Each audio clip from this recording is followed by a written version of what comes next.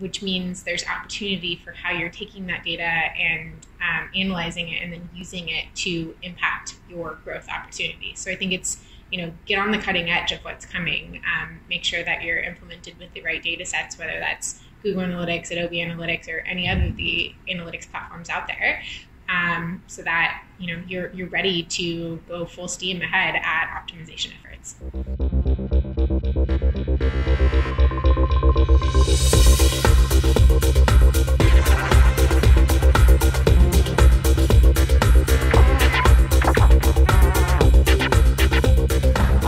I've been in digital marketing, digital analytics for more than a decade. I actually started when I was an analyst at Adobe, using Adobe Analytics internally there prior to even them buying Omniture. I was a marketing analyst, product analyst, and I moved on from there to another company as a product analyst. And then finally, I ended up at Google, where first I was a practitioner of analytics and optimization there for a couple years on what's now the G Suite team, which is really where I actually got into growth and started to build and run growth programs before growth was even a word. And then I moved from there to the actual Google Analytics team, where I was the evangelist for Google Analytics for almost 5 years, as well as a product manager on Google Analytics, helping to build the tools that so many people actually get to use for digital marketing. So pretty cool. I left there earlier this year, and I now have my own analytics consultancy called KS Digital. It's been an adventure. Google is a very big company. They have a lot of really great perks. Now I have to, cook breakfast, lunch, and dinner for myself.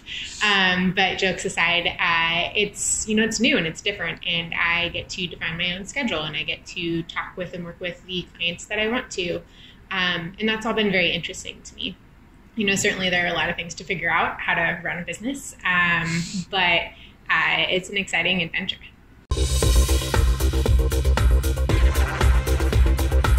I'm mostly focused these days on analytics consultations. So, how companies are using analytics. Is it properly set up? Are they making the most of it? How can I offer my advice and experience to help them, do even more? And then, the hopeful path of that is analytics and optimization, in that they're using that data to really optimize their websites for, themselves, but also mainly for their customer experience. I saw this at Google, and I certainly am seeing it now. People underutilize the tools that they have, and rather than doing everything they can to make the tools they have work for them, they go out and buy the next shiny thing. And it's a little bit of distraction in what you're doing with your tool set. There's so much more you can probably do with the tools that you already have. Take full advantage of those before you continue to grow that MarTech stack, because it gets big, it gets unwieldy, and not all of these platforms work really well together. So, take advantage of what you've got, I think, is my biggest piece of advice, biggest frustration that I see. Fundamental to growth is experimentation. I don't think that's going anywhere. I think it's a really important thing that everybody can and should be doing. And I think in terms of what's coming, we're seeing a shift in the analytics industry. There is a new focus by Google, especially on this new app and web property, where it's actually much more kind of what traditionally has been called product analytics based. It's event and parameter based. So I think we're going to see a change in how the data is being collected over the next few years, which means there's opportunity for how you're taking that data and analyzing it and then using it to impact your growth opportunity. So I think it's, get on the cutting edge of what's coming, make sure that you're implemented with the right data sets, whether that's Google Analytics, Adobe Analytics, or any other of the analytics platforms out there, so that you're ready to go full steam ahead at optimization efforts. My personal opinion is there's a lot of buzzwords out there. I'm not the biggest fan of a lot of those buzzwords, because I think people over-index on kind of this new technology and what it can do for them without taking advantage, again, of the tools that they have.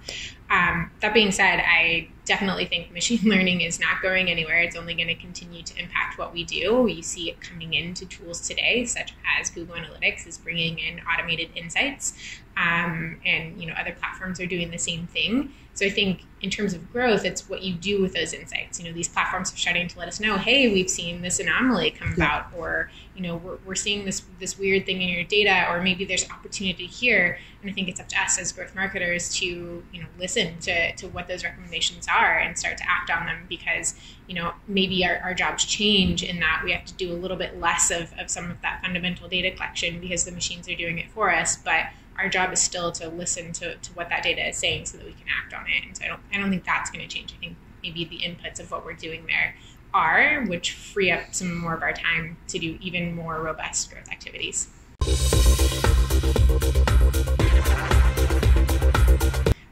That's a tough one. I think being data-driven is definitely one of those buzzwords that has infiltrated every level of business these days. I kind of like the idea of being data-informed rather than data-driven, because I think sometimes people over-index on the data, and that's me as a data person saying that. But I do think that data needs to inform what you're doing. Whether or not the C-level is fully bought into that, I think we're still getting there. I think some companies certainly are. I think others are slower to change, slower to adapt. 5 years from now, 10 years from now, I don't think that's going to be the case. I think if you are not data driven or data informed as an executive in any sort of company, you're not going to be around.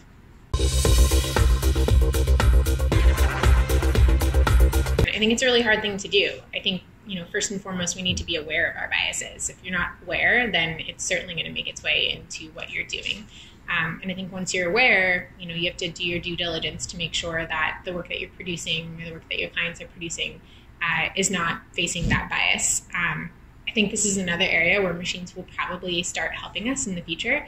I think, right now we're still seeing bias in some of those models, but I hope that we'll get to a point where that's actually helping us to be less biased as a society. Good question. That's a tough one. I think there's a lot of biases that can be damaging. Certainly even age, gender, those types of things. But wrongly assuming that certain segments of customers may or may not be interested in products, and whether that's a data-driven bias or that's a gut feeling, those biases exist.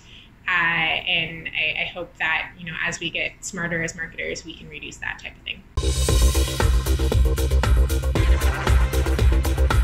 To be happy, I think that the way that I drive happiness today is finding more balance in what I do, in my work and in life and everything else.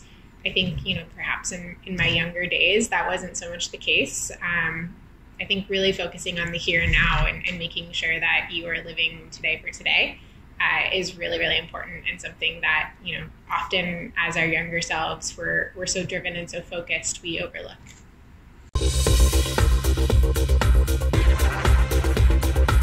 Yes, I do think data analysts will still have a job in 30 years. I think that job will look different, though. I think it's going to be much more on the, the side of adding the human element to the data. Certainly we do that today, but a lot of our time today is spent doing analysis and data cleansing, and those are things that I hope that the machines can take care of for us. But really being, very in-depth and knowledgeable about the business, about your customers, and about, what that data is actually saying about those things is something that, a machine is not necessarily going to be able to add to the equation. So yes, I think data analysts are still going to have a job, but we'll see how that job description actually changes.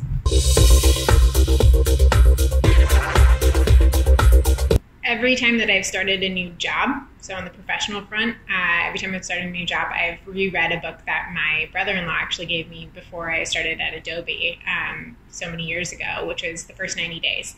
And it's all about kind of going in, being able to set a plan, evaluating, and really making the most of that first impactful time that you have in a new job.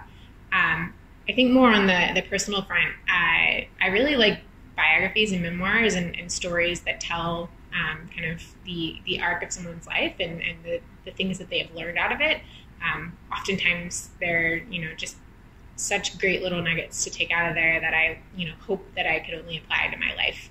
And then, of course, there's always, the nonfiction business books, which, I think I read a lot more of them in my younger years. And these days I tend to go a little bit more for fiction or biographies so that I can kind of balance the, the demands of a professional life with the need for something that helps me to escape or learn on a more personal level.